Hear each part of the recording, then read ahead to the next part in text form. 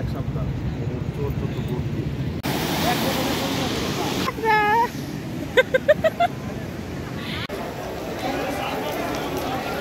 শিমু তাকাও, শিমু তাকাও। রোজা এই যে রিয়ান,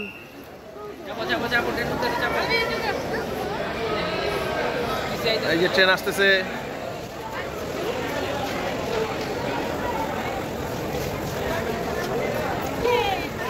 আসসালামু আলাইকুম, কেমন আছেন সবাই? আশা করি সবাই অনেক ভালো আছেন। আমি আলহামদুলিল্লাহ অনেক ভালো আছি। প্রথমবারের মতো আমরা কক্সবাজার ট্রেনে করে যাচ্ছিলাম।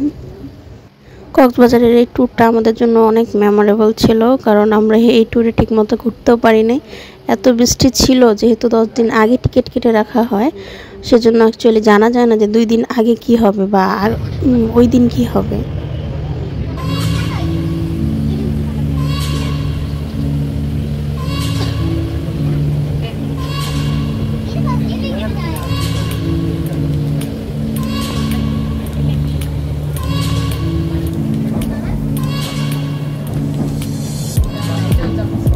রাতের গৌরব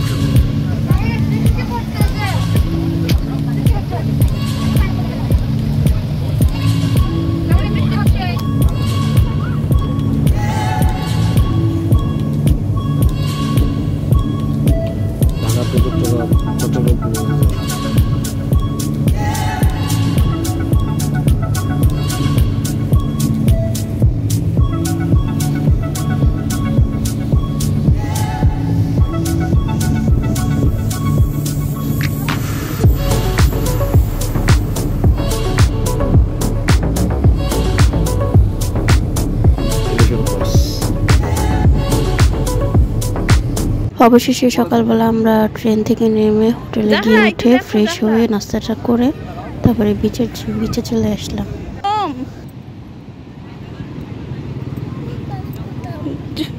ফুদিব কোথায় ফুদিব বলো? আসো আসো, সানগ্লাস পরে আসো, সানগ্লাস পরে।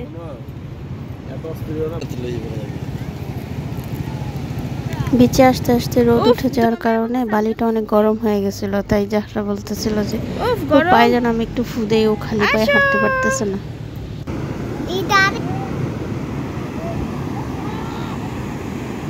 যাও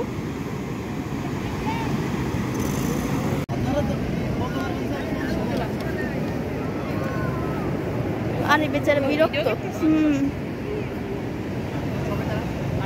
আমরা 2 মা ও মেয়ে বিচের পানিতে একটু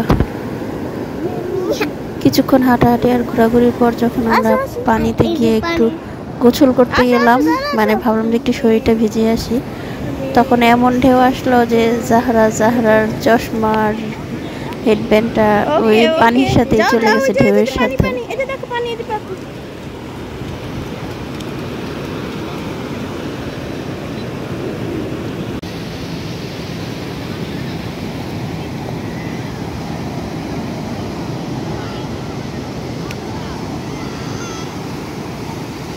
ওই পাশে ভাবিরা ছবি তুলতেছে।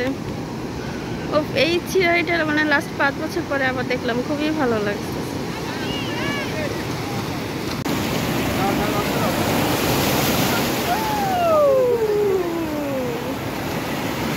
যারা ভয় পেও না, মজা মজা। আমাদের সাথে যে আরেকটা ফ্যামিলি গিয়েছিল, মানে ভাই ভাবি, তার ফ্যামিলি, তো তারা সবাই ম্যাচিং ড্রেস পরে এসে তাদেরকে দেখতে খুবই ভালো লাগতেছিল, কিন্তু আমাদের যেরকম কোনো প্রিপারেশন ছিল না, তাই আমাদের ছবি তোলা হয়নি।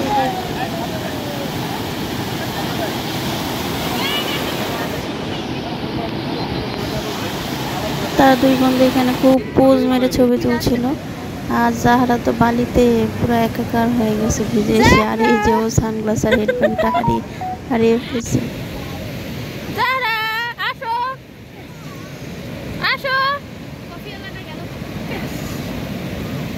আসো জাহরা, এখানে আসো, এখানে আসো।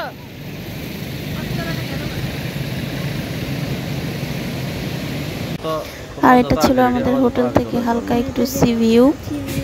অলরেডি আকাশে অনেক মেঘ করা শুরু করছে, আর এরপরে যে বৃষ্টি হয়েছে এজন্য আমরা ঠিকমতো একদমই ঘুরতে পারিনি, বিকাল আর বের হইতেই পারিনি।